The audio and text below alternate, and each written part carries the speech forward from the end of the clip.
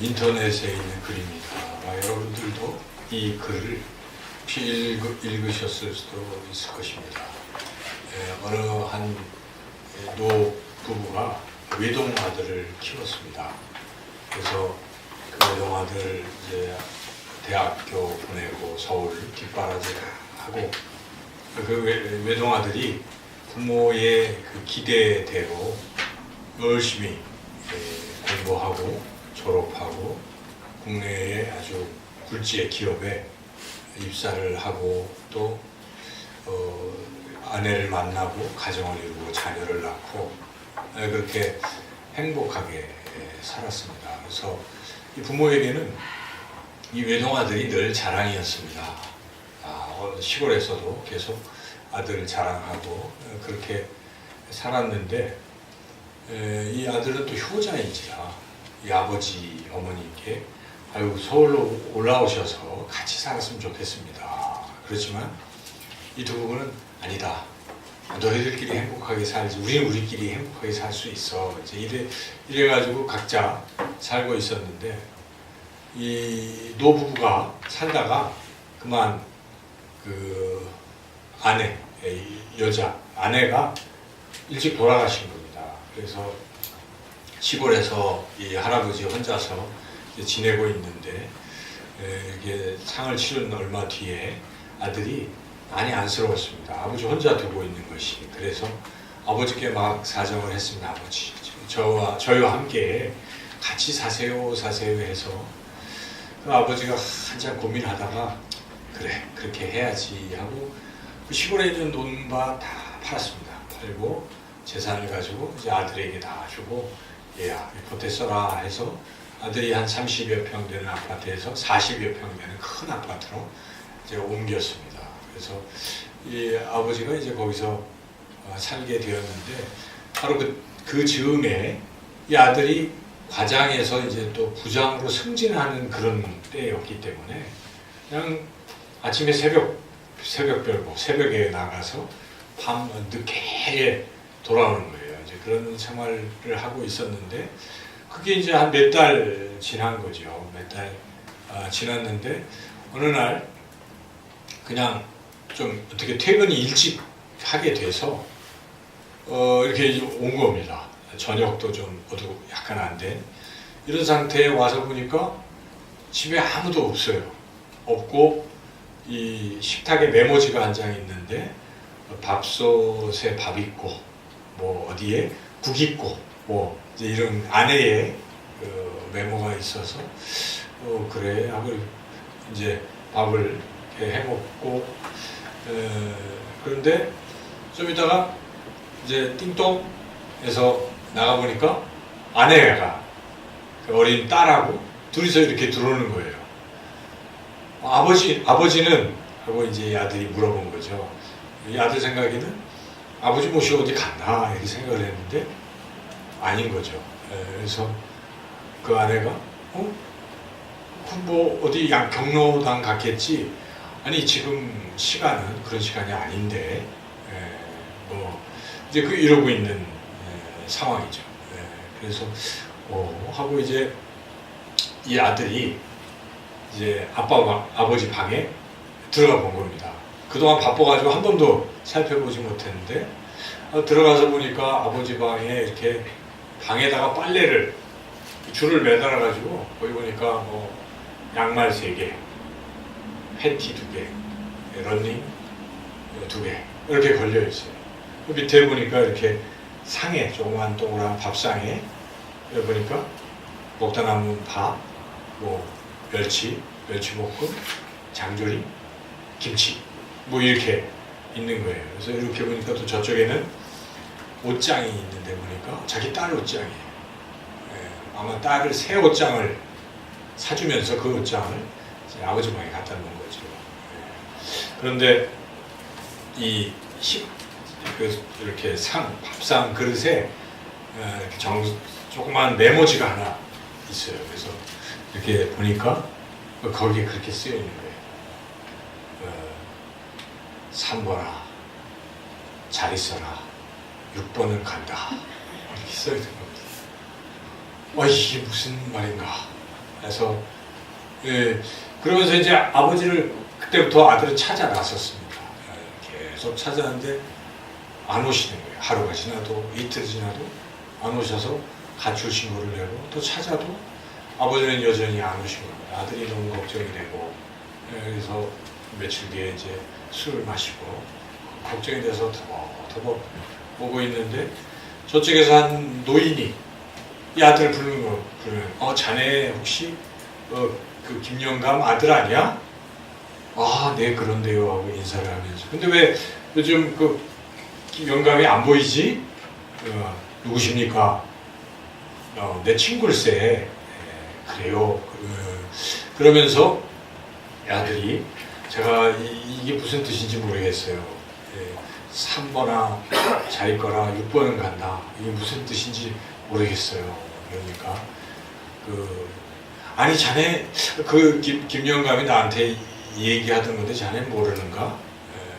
거기에 1번은 자네 아내일세, 2번은 자네 딸이야, 3번은 자네야, 4번은 누군가요?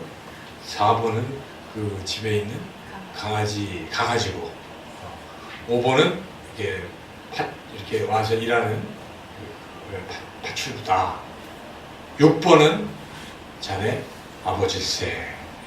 이렇게 얘기할 때 이 아들이 큰 충격을 받았어요. 아니 6번이 우리 아버지라니. 아마 여러분 그런 이야기를 많이 들어봤을 것입니다. 인터넷에 그동안 오랫동안 회자가 됐기 때문에 다 아는 그런 이야기입니다. 이 이야기를 들으면서 여러분 가정에 여러분의 부모님은 몇 번입니까? 몇 번이십니까? 우리나라의 시조 중에 이런 시조가 있습니다. 정철이 쓴 시조인데 아마 많이 들어보셨을 것입니다. 어버이 살아실 친제 섬긴 일난 다하여라. 지나간 후면 애달다 어이하리. 평생에 고쳐 못할 일이 이뿐인가 하노라. 아마 들어보셨을 것입니다. 중국 시에 이런 시도 있습니다. 수욕정이 풍부지라. 나무가 흔들리지 않으려고 고요하고 싶은데 그러나 바람이 그치지 아니한다. 또 자욕양이 친부대. 아들이 이 부모를 부양하고 싶은데 그러나 그 부모는 기다려주지 않는다. 왕이 불과추자 연야. 왕 가는 거죠. 한번 흘러가면 불과추자 따를 수가 없는 것이 있으니 그것이 세월이다 하는 것입니다. 한번 가면 쫓아갈 수 없는 것이 세월이라는 말이죠. 이 불견자 친야라. 가시면 다시 볼 수 없는 것이 있으니 부모님이시다 하는 것입니다. 여러분, 우리가 부모님께 효도해야지 마음을 먹어도 세월이 기다려주지 않습니다. 부모님이 일찍 돌아가시면 우리가 어떻게 부모님께 효도를 할 수 있겠습니까? 살아생전 우리가 부모님께 효도를 다해야 될 줄로 믿습니다. 부모님 그 사랑과 은혜, 우리가 조금이라도 보답하려면 부모님께 효도를 다해야 할 텐데 어떻게 하는 것이 부모님께 효도를 다하는 것인가? 오늘 우리가 읽었던 이 말씀, 많이 듣던 말씀입니다. 하나님께서 부모님께 효도하는 것은 이런 것이다 라고 가르쳐 주시는 것입니다. 두 가지입니다. 요약을 한다면 부모님께 효도하는 것은 순종하는 것 그리고 공경하는 것입니다. 죄송하지만 저를 따라서 해보시죠. 부모님을 순종하라. 부모님을 공경하라. 첫째로 우리 1절 말씀을 같이 한번 같이 읽어보겠습니다. 자녀들아 주 안에서 너희 부모에게 순종하라. 이것이 옳으니라. 순종하라는 것입니다. 그게 효도라는 것입니다. 순종은 그냥 이 종이 주인 밑에 납작 이렇게 엎드려 가지고 귀를 쫑긋해서 주인이 말하는 것을 듣는 것이 바로 순종이라는 뜻입니다. 원래 헬라어로 휘파쿠오라는 것이 그런 뜻입니다. 그래서 휘포, 뭐 밑에, 아쿠, 듣는다는 것입니다. 그렇게 밑에서 듣는 것이 순종입니다. 그리고 들었으면 들은 대로 또 실천하는 것, 그것이 순종입니다. 순종에는 한 3가지 단계가 있습니다. 첫째는 잘 듣는 것입니다. 여러분 부모님 말씀을 잘 들으십니까? 듣는 게 걸리면 뭐 순종은 시작도 안 되는 거예요. 우선 들어야죠. 그래서 잠언서에도 듣는 것을 많이 강조합니다. 내 아들아, 내 아비의 훈계를 들으며, 내 아들아, 내 지혜에 주의하며 내 명철에 내 귀를 기울여서 들으라는 것입니다. 부모님 말씀을 듣는 것이 순종의 시작입니다. 여기 계신 여러분들 부모님의 말씀을 어떻게 듣고 계십니까? 혹시 부모님 말씀을 듣는데 여러분들 가지고 있는 휴대폰에 벨이 울렸어요. 전화가 왔어요. 여러분 어떡합니까? 당연히 스마트폰. 이러십니까? 그러나요? 근데 여러분 이제 대통령과 지금 면담을 하고 있어요. 만나고 있어요. 핸드폰이 오면 어떡합니까? 아예 끄겠죠. 그렇죠. 그리고 그분이 말씀하시면 쫑긋하고 듣는데 과연 우리가 부모님이 말씀하시는 걸 그 정도로 듣고 있는가 하는 것입니다. 또 심지어 더 나가면 부모님이 말씀을 하고 계신데 곁에 있는 누군가 말을 이렇게 걸어와요. 그러면 어떡합니까? 그래서 그 사람하고 또 얘기를 하면 부모님이 좀 입장이 난처하죠. 뭐 얘기를 하는데 그런 것은 잘 듣는다고 볼 수가 없지요. 그리고 누가 말도 걸지도 않는데 부모님 말씀 듣다가 갑자기 자기가 다른 얘기를 하고 이러면 이걸 잘 듣는다고 볼 수가 없어요. 우리가 사람끼리 대화에서도요. 그게 상대방을 가장 무시하는 행위거든요. 여러분 사회에 나가서 이렇게 삼자가 있고 대화를 하는데 둘이 대화하다가 갑자기 어떤 사람은 그러잖아요. 막 말을 끊고 딴 데 가서 왔다 갔다 하면 그 대화하고 싶겠습니까? 잘못된 거예요. 누가 얘기를 해도 경청하는 게 그게 매너가 있고 바른 사람이죠. 바른 태도이죠. 남의 말을 잘 들어야 되는데 하물며 부모님 말씀 잘 들어야 되는 것이에요. 또 이런 사람도 있을 수 있어요. 부모님이 말씀하시는데 자기 알아듣겠어요. 1절만 들어도 알겠어요. 무슨 말이에요. 1절만 하세요. 다 알아요 하고 끊는다면 과연 그 부모님 말씀을 잘 듣는 태도가 아닙니다. 이런 사람은 부모님께 순종하는 사람이라고 말하기 참 아예 시작도 안 되는 것이죠. 여러분 순종의 첫 단계는 듣는 것인 줄 믿습니다. 부모님 무슨 말씀을 하시는가 하고 일단 들어봐야 되는 것이죠. 자기 생각이 더 옳다라고 여길 수도 있겠지만 일단 들어봐야 되는 거예요. 부모님이 말씀하시면 들어야 됩니다. 여러분 그 듣는 훈련이 잘 돼야 됩니다. 부모님 말씀도 안 듣는데 세상에 나가서 질서에 순종하는 사람이 되겠습니까? 세상에 나가서 어떤 조직에서 조직이 얘기하는 걸 듣는 사람이 되겠습니까? 그런 사람은 성공할 수가 없습니다. 사람들은 다 알아보거든요. 그래서 여러분 가정교육이 잘 됐다는 것은 거기부터 시작되는 것이에요. 그래서 부모님 말씀을 잘 듣는 훈련은 자기 인생을 성공으로 이끌어가는 지름길입니다. 그래서 효가 백행의 근본이고 효자들은 사회에서도 인정받고 성공할 수 있습니다. 그래서 여러분 부모님 말씀 잘 들으시기를 축원합니다. 두 번째로 들으면요. 들은 것을 어떻게 해야 돼요? 한 귀로 듣고 한 귀로 흘려보내야 되겠습니까? 아니죠. 들으면 어디에 머물게 해야 돼요? 자기의 생각 속에, 자기 마음 속에 머물게 해야 돼요. 그래서 잠언을 보면요. 이걸 정확하게 가르쳐주고 있어요. 1장 8절에서 들으라 이렇게 부모님 말씀하고 6장 20절에 가면 이렇게 말씀하죠. 20절 20절에 내 아들아 네 아비의 명령을 지키며 내 어미의 법을 떠나지 말며 그것을 항상 네 마음에 새기며 네 목에 매라. 마음에 담으라는 것입니다. 여기 자녀들 입장에서 여러분들 부모님께서 여러분들에게 하신 말씀이 있을 거 아니에요. 가장 최근에 무슨 말씀을 하셨습니까? 그거를 생각이 안 나면요, 그는 부모님 말씀을 가슴에 담았다고 말할 수 없는 것입니다. 마찬가지입니다. 주일날 지난주 무슨 설교를 했지? 절체절명의 절자라도 기억이 되면 마음에 새긴 사람이지만 뭐지? 그래서 마음에 담지 않은 거예요. 그러니까 우리가 두 번째는 들었으면 마음에 담아야 됩니다. 그게 순종으로 나가는 담겨 있으니까 그 다음 뭐 하겠습니까? 실천을 하겠죠. 마음속에 있으니까. 여러분, 우리가 하나님 말씀 듣고 하나님 뜻대로 산다고 하는 사람들이 주일날 일주일에 한 번이잖아요. 하나님 말씀하시잖아요. 근데 그것을 듣고 마음에 새기지도 않고 그냥 산다면 하나님의 뜻을 이루는 사람이 아니요, 하나님의 뜻에 순종하는 사람이라고 말할 수가 없습니다. 하나님의 뜻에 순종할 때 우리는 하나님의 뜻을 이루는 것이며 또한 우리 자신이 점점 변화가 되거든요. 나는 왜 이렇게 변화가 안 되는가?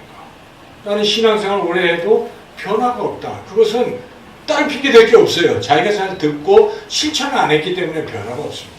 실천하면 변화되는 것입니다. 말씀을 듣고 하나님의 말씀으로 듣고 실천하면 변화가 됩니다.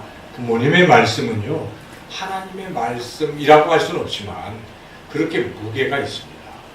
여러분 그런 생각 안 하십니까? 부모님의 말씀이 무게가 있게 느껴집니까? 저는 그렇게 느껴요.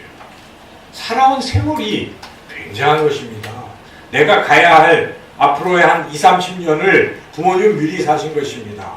그 환난, 여러 가지 어려운 일들이 많았잖아요. 그때 그것을 어떻게 헤쳐나가겠습니까? 살아보지 않고는 모르는 것인데 우리의 부모님들은 그런 삶을 살았기 때문에 다 알고 있는 것입니다. 지혜가 있는 것입니다. 그분이 말씀하시는 것이 황금, 천금과 같은 그런 귀한 말씀이에요. 내가 가보지 않은 길에 대해서 말씀해 주는 거예요. 그것이 실패였건 성공이었건 오히려 실패를 통해서 더 귀한 것을 들을 수가 있습니다. 여러분, 부모님 말씀을 귀하게 여기시고 잘 들으시고 마음에 새기고 그 말씀하시는 대로 순종하는 그러한 저와 여러분이 되시기를 주님의 이름으로 축원합니다.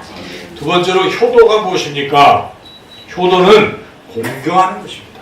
우리 2절 같이 한번 상반절 말씀만 같이 한번 읽어보겠습니다. 네 아버지와 어머니를 공경하라. 뭐 공경의 뜻은 설명을 안 해도 알 수가 있습니다. 이것은 높이 하는 거예요. 높이 평가하는 것입니다. 존경하는 것이죠. 높이는 것입니다. 부모님은 높으신 분, 위대하신 분 이렇게 생각하는 것입니다. 부모님은 참 우습다, 모질한다, 부모님은 못됐다 이런 게 아니에요. 부모님은 위대하시다 이렇게 생각하는 것을 공경이라고 한다는 것입니다. 여러분 혹시 여러분의 부모님을 부끄럽게 혹시 생각해 본 적이 없나요? 뭐 어릴 때 뭐 운동회 같은 데 할 때 우리 부모님이 오시는데 다른 부모님은 뭐 삐까뻔쩍 차 타고 막 오는데 우리 부모님은 걸어서 오시는데 남루한 옷으로 올 때 아예 창피해 하고 혹시 어릴 때는 그럴 수도 있을지 모르죠. 그런데 나이가 커서 청년이 되고 하는데도 부모님이 뭐 그러고 계실 때 남 친구들 앞에서 부모님을 부끄럽게 그렇게 여기는 경우는 없습니까? 그것은 부모님을 존경한다고 말할 수가 없는 것이죠. 그런데 잘 생각해 보십시오. 그 초라함, 세상으로 보기엔 초라함 같지만 그 초라함 속에서도 자녀들 잘 되게 하려고 그러한 초라한 길을 걸어가면서도 자녀를 위해서 애쓰고 수고하는 그 모습을 생각해 본다면 우리가 결코 그 부모님의 그러한 초라한 모습을 부끄러워해서는 안 되는 것입니다. 그것은 오히려 존경할 만한 것입니다. 부모님이 그러한 모습으로 나를 하셨다는 것이죠. 여러분 이은상 시인을 아십니까? 이은상 시인, 현대 시조 시인, 타계한 분인데 아마 1970년대부터 고등학교 초등학교를 다녔던 그 이후에 다녔던 요즘도 있는지 모르겠지만 제가 다녔던 그 시절에 이은상 시인의 그 글이 이제 책에 나와 있는데 그런 내용입니다. 이제 제목은 한눈 없는 어머니인데 한 청년이 어떤 작가, 글을 쓰는 작가에게 찾아왔어요. 근데 그 작가가 발이 넓어서 화가를 알고 있는데 이 청년이 그 작가에게 부탁을 하는 겁니다. 그래서 속에서 빛바랜 사진 한 장을 이렇게 꺼내줍니다. 그래서 작가가 이렇게 보니까 모르는 거죠. 보니까 거기에 한 어머니의 사진인데 한쪽 눈이 이렇게 없는 거예요. 그래서 그렇구나 하고 오히려 이 작가는 그런 모습을 이렇게 내미는 그 청년을 보면서 아주 정감이 가고 참 훌륭한 청년이구나. 왜 우리가 그렇잖아요. 그런 걸 감추는 사람들보다는 그런 것을 이렇게 떳떳해하고 하는 사람을 보면 귀하게 느낍니다. 여러분 그렇죠? 참 된 젊은이면 벌써 생각이 다르잖아요. 그래서 됐다 이렇게 생각을 했는데 이 청년이 이야기합니다. 제가 이 어머님의 초상화를 그리고 싶은데 그 아시는 화가 분에게 이걸 좀 부탁드려도 되겠습니까? 이 작가가 그럼요. 내가 해드리겠습니다. 그래서 이제 그거를 이제 해주려고 했는데 이 청년이 뭔가 쭈삣쭈삣하면서 말을 이렇게 꺼내다가 결국 꺼냈어요. 그 한눈 없는 어머니 그 그림 그리실 때 두 눈 다 이렇게 보이게 그렇게 그려주세요. 갑자기 이 작가가 화가 났습니다. 화가 나서 난 그려줄 수 없네.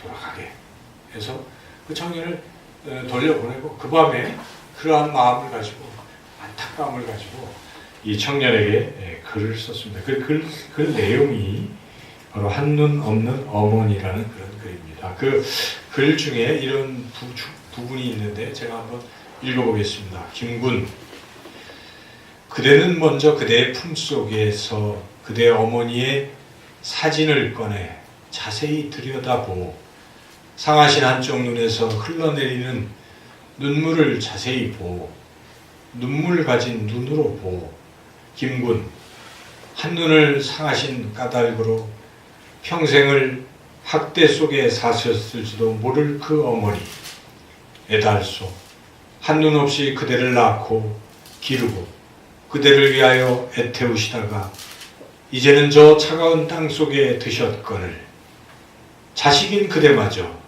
어찌 차마 그대 어머니의 상하신 한눈을 업신여겨 저버린단 말이오. 그대에게 한눈 가지신 어머니는 계셨어도 두 눈 가지신 어머니는 없었어. 온 세상이 다 불구라 비웃는데도 그대에겐 그 눈보다 더 고우신 분이 또 누구이겠소. 한 눈이 아니라 두 눈이 다 없을지라도 내 어머니는 내 어머니요 내가 다른 이의 아들이 될 수는 없는 법이요. 김군, 그림으로 그려 어머니를 모시려 한 착한 김군, 그런 김군이 어떻게 두 눈 가진 여인을 그려 걸고 어머니로 섬기려 했단 말이오. 그대는 지금 곧 한눈 없는 어머니의 영원한 사랑의 품속으로 돌아가오. 그리하여 평생 눈물 괴었던 그 상하신 눈에 다시는 더 눈물이 괴지 않도록 하오. 이만 주리오. 그립니다, 여러분. 우리의 부모님은 너무나 귀한 분입니다. 부모님들이 그 힘들고 어려운 고난, 또 세상에서 때로는 수모를 당하고 하는 그런 것이 없었더라면 우리는 존재하지 않는 것입니다. 그분이 그 어려운 길을 헤치고 살아왔다는 그 사실 하나가, 그 하나만도 존경받아 마땅한 것입니다. 우리 마음에 이 부모님에 대한 그 존경심으로 살아가시기를 축원합니다. 제가 한 가지 제안을 합니다. 여러분들의 부모님께 요즘은 문자도 많이 하지 않습니까? 이 사람 저 사람한테는 이 얘기 저 얘기, 친구들한테는 5만 문자를 다 보내면서 정작 부모님께 문자 한 줄도 안 보내고 산다면 정말 부모님을 사랑하고 섬긴다 말할 수 없습니다. 이런 문자를 보내면 어떻겠습니까? 아버지를 존경합니다. 어머니가 살아온 그 길을 저는 존경합니다. 여러분, 그렇게 짧은 글이라도 문자를 보내신다면 이 어버이날 그 어떤 선물보다 더 귀하고 큰 선물이 될 것입니다. 부모님은 자신이 자녀로부터 멸시받는 것만큼 괴로운 일이 없을 것입니다. 여러분이 효도를 한다면 부모님을 존경하시기를 축원합니다.